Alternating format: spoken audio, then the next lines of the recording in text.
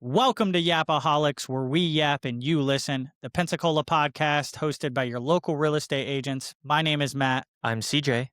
And today we are going to be going over quite a few things, but we are not going to have a pour this episode, keeping it a little bit dry. That's my fault. As CJ is making a conscious decision here, which is completely okay. We support him no matter what. I've had a long day. I should, but I'll resist. But you know how it could easily lead into wanting to skip anything else you have to do for today. That's right. If you start. I got 42 unread emails at the moment, so you need to get back to work after we get done here. So absolutely. I completely understand, and I'm the same way. As soon as I take a sip, my day's done. I just don't want to work anymore, so I've got to be done for the day. I can't blame you at all. What we did want to go over today is the ultimate Pensacola buyer's survival guide. Yep. Okay. What is that, Matt? This is going to be things that Zillow won't tell you. Ooh. That doesn't show up in any kind of listing description. Things that we experience on a day-to-day basis that you might not understand because you're just looking at pictures on the internet. You mean to tell me Zillow may not be right about everything?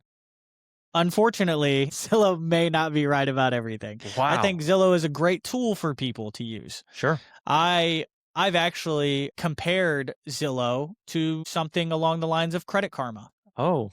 Credit Karma also does not know everything. Wow. And doesn't take everything into consideration. That's quite funny you say that. Yeah.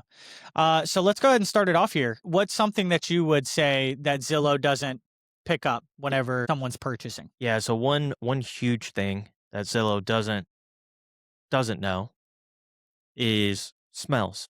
And I'm not talking about mold, right? If you know the Pensacola area, you're very aware of the Cantonment area. The Cantonment area has a paper mill. Some say it has a smell to it. It truly seems to just be random whenever the smells are actually happening. It's like foggy days or rainy days. Or the wind's blowing the wrong way. Yeah. I'm immune to it. I've lived in the Cantonment area. I don't smell it, but people definitely let me know that it stinks. I mean, I don't live there, right? But I have a friend that lives over there. We go over to their house every 2 weeks or something like that. I smell it every time I go over there. I'm just immune to it. Not every time, because like I said, it does seem to be pretty random. My brother's dad lives out in the Molino area, and we go through Cantonment sometimes to get there. So I've definitely smelt it, though. That is one of those things that will catch you off guard in the middle of your drive. It will. Even with your windows up. It does not matter. You're going to smell it. And you either like that or you don't. You're either okay with it or you're not. No right or wrong. Right. Another big one is Pensacola is home of the Blue Angels. So where do the Blue Angels practice? Pensacola. Yes. You know what's real loud on Tuesdays and Wednesdays? The Blue Angels. The Blue Angels. So if you're on that side of town, and let's say you work, I don't know, maybe like overnights or something, may want to steer clear from that area. You better put in some earplugs or something. They're going to be zooming right over the house, and it will wake you up. It's loud. You can't, there's no getting away from that noise on that side of town. Not traffic, but loudness, noise, Zillow doesn't take account the jets flying over the house. This is true. Yeah, noises can definitely be something that will make you regret your purchase almost immediately, especially if you like to have quiet mornings or anything like that. And it's not everywhere, but the Blue Angels aren't just the only thing in the air that can get you up in the morning. We have the airport as well. Sure. And that's in a very good spot in Pensacola where a lot of people like to be at. Yeah, right in the middle of the city. I've seen it. You're listening to it. So if you don't like those kinds of things. And they go late into the evening too. And Zillow's not going to tell you about that. They can't. Yeah, right. So that's why it's almost, Matt, that's crazy you say that. It's almost like it's important to trust a professional. Yes. Oh my gosh. Would you say hiring a realtor would be a benefit to, wouldn't you want to know that? Absolutely. And especially if you're coming in from out of town. Obviously, it's a different conversation. I still think that a professional is important regardless. But if you're in town, obviously, you're going to know these things. Most of the influx of people buying homes in Pensacola are coming from up north or just moving from our I say sister states, but the places touching around us. us. Yeah. So I would think that you need to hire a professional regardless, but especially if you're coming from out of town and you have no idea what this city is like, we can point you in the right direction of where, especially we get to know you, So True. we'll know if you're working overnights. That's We'll also know true. if you have a sensitivity to smells. Yeah.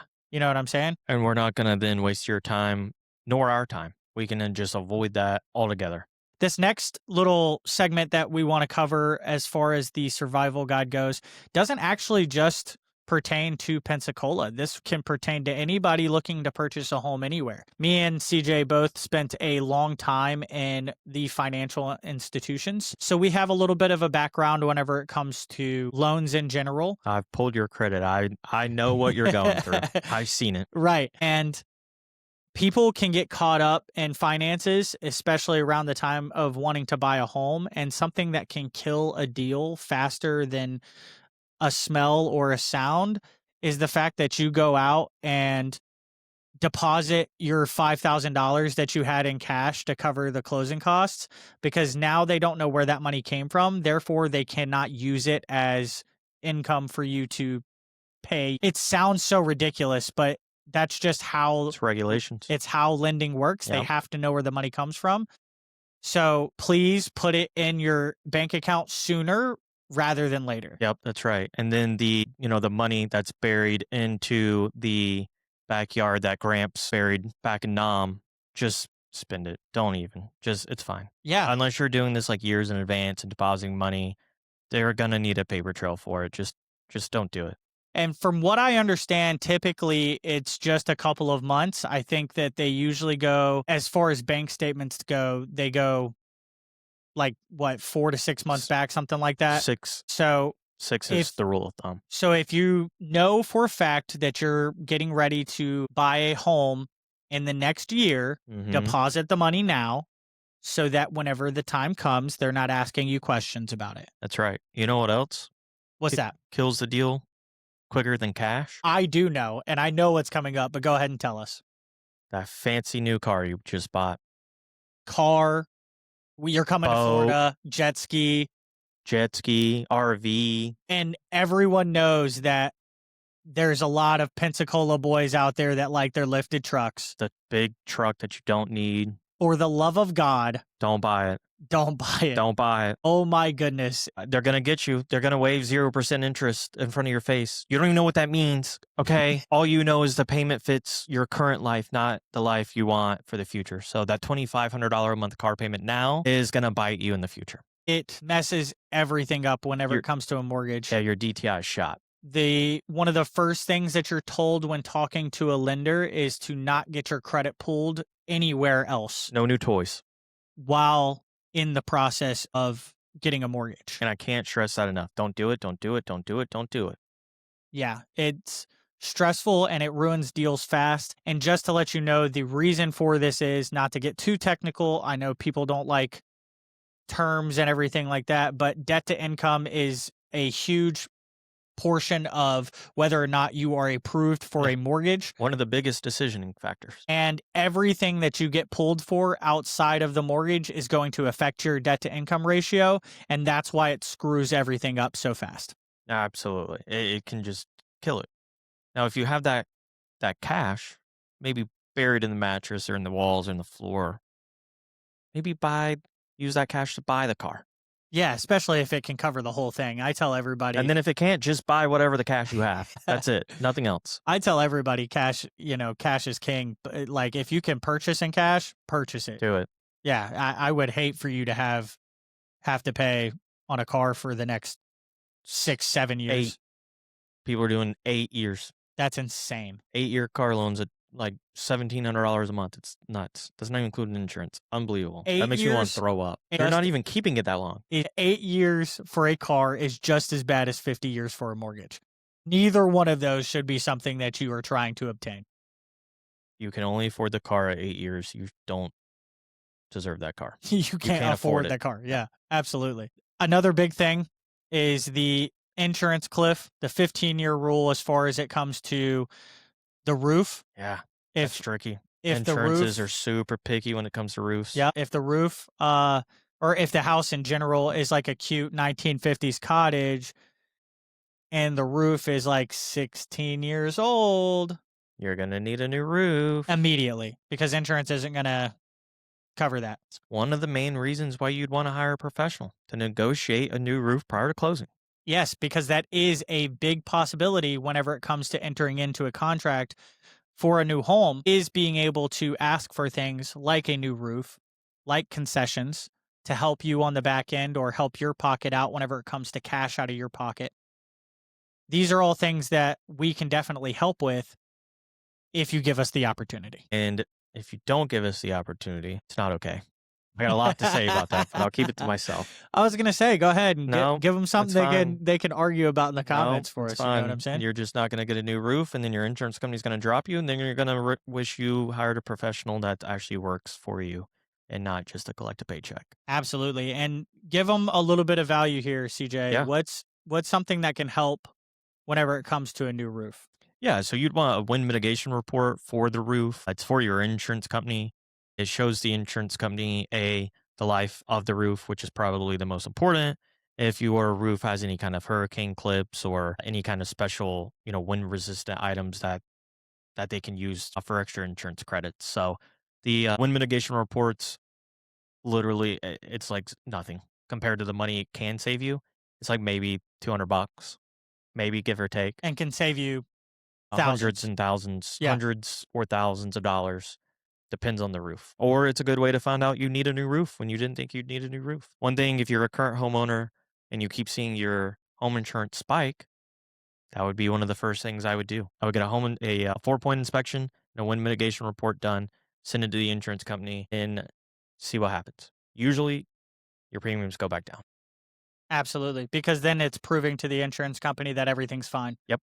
Insurance companies don't get updates on your house all the time, and They just assume. having a professional tell them what it is, perfect way to get it lowered. Yep. Well, CJ, do you have anything else to add as far as the survival guide goes to purchasing, maybe not just in Pensacola, but all around? Yeah, I think just general rule of thumb is there's more that goes into it than what meets the eye online, right? Than more that what Zillow says, right? Again, it's hyper local. What's going on the street, in the neighborhood, the area, the side of town, the smells. Another big one is I always like to joke is people that have quiet neighbors across the street.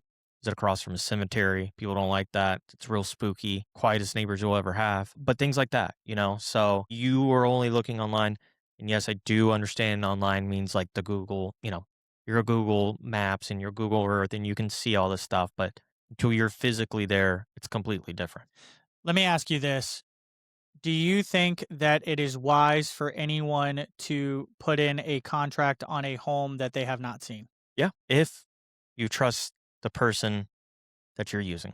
There you go. Yes. And that right there could be Yes. the difference in using a professional and not using a Yep. professional. You can get screwed, but if you have the right person in your corner, all is well. I Absolutely. actually just had that happen this week. Just this week.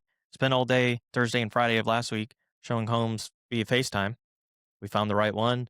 I took them around the neighborhood on FaceTime, showed them what was about it, made them feel good, and here we are. We're under contract. And did you run into any of the problems we talked about today while showing them around that maybe they wouldn't have known if they just went by what they saw on Zillow? Yeah, actually, one of the issues was it was over in Milton, close to Whiting. So there's planes, helicopters, and all sorts of things flying around. One of the houses that we were a little close to was too close to the base, so they didn't like the noise. So Right. had they not trusted me to, pick Relay other that. houses Yeah. and relay the information, they would have been stuck next to the base where they don't want to be. Well, that's all I had lined up as far as the survival guide goes, bud. But we're here to yap. Yeah, it's our Let's favorite part. let's yap a little bit, bud. What's been going on with you lately? Yeah, so I'm sitting here looking at you, right? Yes. Yeah, but you're dead to me. You went and played golf without me. Tell me how it went. Yeah, I was hoping that you would ask me about this. Yeah, let me hear it. It was I've so not played yet this year. You got to play. It was a pretty day when you went. It was gorgeous. Day started off a little cold. I will admit it was a little cold. I had to wear a jacket out to there, but I took that jacket off. Before we even got to the first hole, boy, it was great. It was gorgeous outside. I started off the day hot ass. My goodness, I was terrible, but I picked it up towards the end. Not even kidding. This is really bad for my pockets, but I was playing the best golf of my life, which is not good by any means. Please don't take this as me saying I'm a really good golfer. I am just saying that for how bad I have been in the past, I felt like I was hitting some really good shots. You think you hit a drive over 200 this time? I can't say yes to that. Ah, I had one that I do believe would have went over 200 if it faded the way that I was trying to play my normal slice, but I actually hit a really good shot and it was just a fade, but it ended up hitting a tree. I know the feeling. Funny enough, all of my shots were starting left. Really? Yeah, I changed some things in my stance Oh, and okay. the way that I was hitting. And then towards the end of the day, I was getting a little bit more into the slice that I normally had, but it's because for whatever reason, the more golf I play, like I can't keep my stance correct throughout the entire time. And I started like lifting my foot up, my front foot, and like turning it whenever I was hitting like a You're not supposed baseball to do player or that. something. Yeah. Well, luckily I had a good buddy there that was in the same golf cart as me who told me that. Mm. So I fixed it and I was doing very good. But I think that I'm getting closer to 200-yard drives now. Good. That's, again, for the record, for both of us. If we can even come close to 200-yard drives, it's a win. If we Yeah. can get there this year, it's a win in my book. I'll feel like the best golfer in the world You if I can can get to call 200. me Tiger Woods. Right. I swear to God, be ecstatic. You've discussed this in the past on previous pods about the wind, and it was a little chilly. Was it windy? No, actually, it wasn't at So all. it was just temperature-wise. Yeah, the morning, the wind was not a huge factor. You could feel it every once in a while, but then as the day kept going on, it felt like the wind died down quite a bit and the sun came out, so everything was thawing out, including my bones. Mm-hmm. It was phenomenal. Now, let me ask you one last question. Yep. You're playing with 3 other people. They all have different equipment. At our level, do you think the more expensive drivers and more expensive equipment really makes a difference? Or is that just to say, haha, I've got this great driver? Yeah, I think it's a flex. I do too. I don't think it's important. I'm playing with beginner clubs, you know what I'm saying? That's all we need. Until I actually get the mechanics down of golf, I don't think that I'm going to spend a lot of money, but boy, do I want to. Now, it makes a difference. Not to us. It does make a difference. It does make a difference. Just not to us. Not to us. Yeah. Not to us at all. And while I was there, actually, we went to Marcus Point Oh, yeah. for Mm-hmm. this little tournament thing that he had. And while I hate those golf carts. they're pretty bad, I'm not going to lie to you. But the pro shop inside there, they had some shoes that I almost went for because the shoes that I have are atrocious. They have the big spikes on the bottom. Oh, and yeah, you need spikeless shoes. yeah, dude. And I just need better shoes. So- But I came this close to spending $100 on some shoes. If you know any good golf shoes, link them below. Matt could use some help. I would love that. I have some cheap Amazon ones. They hurt my feet. Well, that's what I did too. And then Yeah. I didn't realize they were going to have these giant yeah, I spikes went- on the bottom of I them. went spikeless. I didn't do my research. I Mine are was too stupid. narrow, but it's fine. Well, when's the next time you think you're going to get to go golfing? Probably March. I don't know. We're in mid-February now. Weather's been just beautiful for a couple days. I feel like I'm being I bamboozled. got the itch, man. I want to go so bad, but I've been so busy. It's great, so I've not had the time, but probably second week of March. I'm going to clear just a week and just probably go 2 or 3 times that week. Just give me a little break. I don't blame you. You know, we can do that. Yeah, and I'll probably join you, to be You will honest. join me I for sure. probably will Your join you. schedule's going to be just as clear. Exactly. One other thing about the day Yeah? of golf. We finished the day because obviously in a tournament you're playing scramble. Right, of course. We finished the day +4. That's great. Through 18, Good. it was +4. That's a We great had- day. Yeah, we had a rough time on the front 9, but the back 9 we stayed par the entire time. So That's great. Yeah. That's best round of golf you've ever had. yeah, we had 2 birdies on the day, and then Nice. we had a double bogey in there. That's what really screwed us over. Listen, when I go play golf, I don't contribute to none of that. Okay, because I'm getting carried by birdies and pars. It was a very interesting day. Like most of the shots came from one person, Sure, of course, as they usually do. but every single one of us contributed some part of the way throughout the entire day, which was nice. And I started swinging my 3-wood for the first time because the guy that I was Yeah. riding with gave me the confidence to pull out my 3-wood, and I think I'm going to start pulling it out more often. I was hitting some good shots with that thing. Oh, I hit it do off. it. He told me that people that slice their driver apparently have a better time hitting their 3-wood. That's what Tanner does. And I hit it off the tee on one of them, and that probably got closer to 200 yards than my driver did. I don't get you people. Makes no sense to me. I can't swing that club to save my life. And then it goes in a different spot in your stance and the driver does. It's more like an iron. You're supposed to hit more like your iron. I don't get it. The golf is the most frustrating thing I've ever tried to do in my entire life. But it's so much fun. Though just that one hit, it gets me every time. And I only have one of them. I only have one of them per 18. But it continues that itch. Yeah. It scratches that itch that I strive for. Something that I didn't think about until right this moment about you talking about better equipment and stuff like that. I will say that I don't think that better equipment is necessary, but having all the right clubs is necessary because I lack clubs. Like I don't have a 56 degree or a 60 degree or anything like that. Yeah. What most people might know as like a sand wedge or an approach wedge. I just have a pitching wedge and a 9-iron. So like 90% of my stuff whenever it starts to get short is just done with the pitching wedge or the 9-iron. Yeah. And those aren't the clubs you're supposed to be using. No, I always have a 56, but I'm a lefty, so F you. You can't use it. But I do agree. I'm also missing like a one of the longer irons, so I'm right there. Baby steps.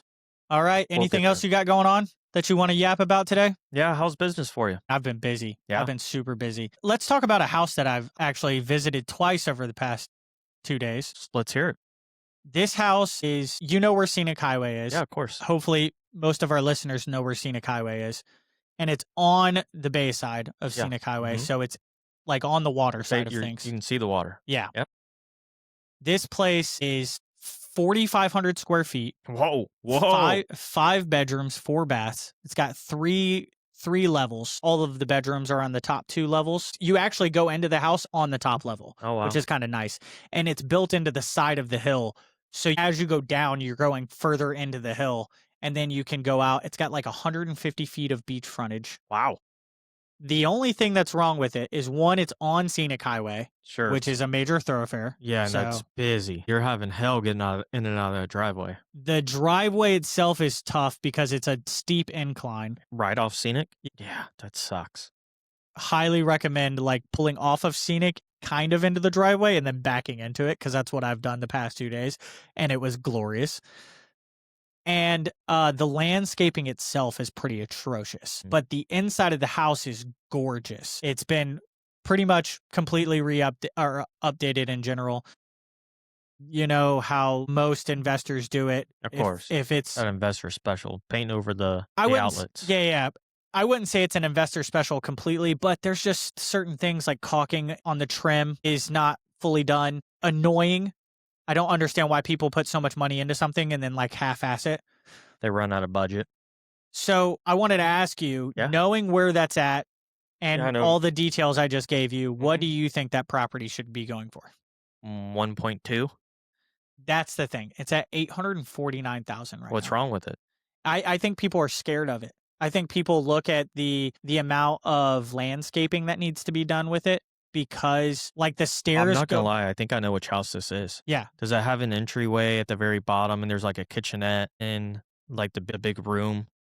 I think I know which house this is. But back to the point before I sidetrack is landscaping's a lot, right? Right. Landscaping can be minimal or it can cost tens of thousands of dollars. And if you're on Scenic, where the hills have eyes, it's going to cost you tens of thousands of dollars to get the landscaping like it should be for that area. I think that's what's scaring most people from this place, is the fact that there is quite a bit that needs to be done to make the outside look good, where the house has been taken care of. The house looks really, really good too. They didn't put any money in the landscaping. And I may just be fancy here, but this place would also benefit greatly from an elevator inside. Oh, I bet. Sure. Because there are so many stairs. Yeah, because you're in multiple levels. Not only that, but like the stairs to get down to the beach frontage is They so far. That also makes it a very unique property, and a unique person or family is gonna purchase that.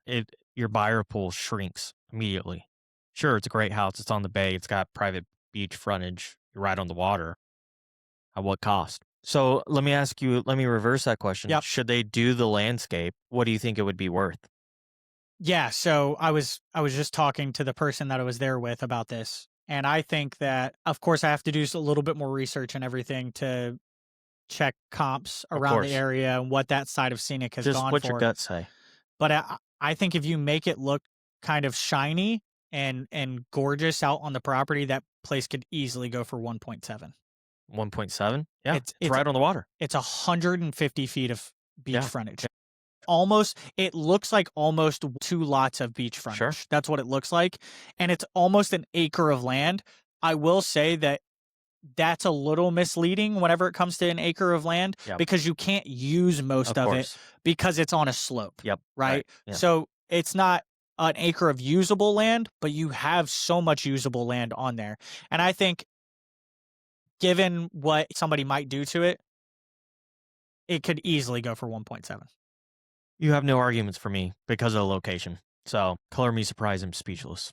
Gotcha. Yeah, no, I think that fits. Again, location, location, location means everything. I agree. All right, buddy. Well, that's all we got today. So we just saved you thousands of mistakes and 10 years of bad smells. So if you want the exact smell zone or survival guide of the Pensacola red flag checklist, DM us the word survive on any social media and we'll get it over to you. We've got one worked up for you. So just let us know what you need. Remember to like, comment what you want to hear next, subscribe, and we'll see you next time. We'll yap later.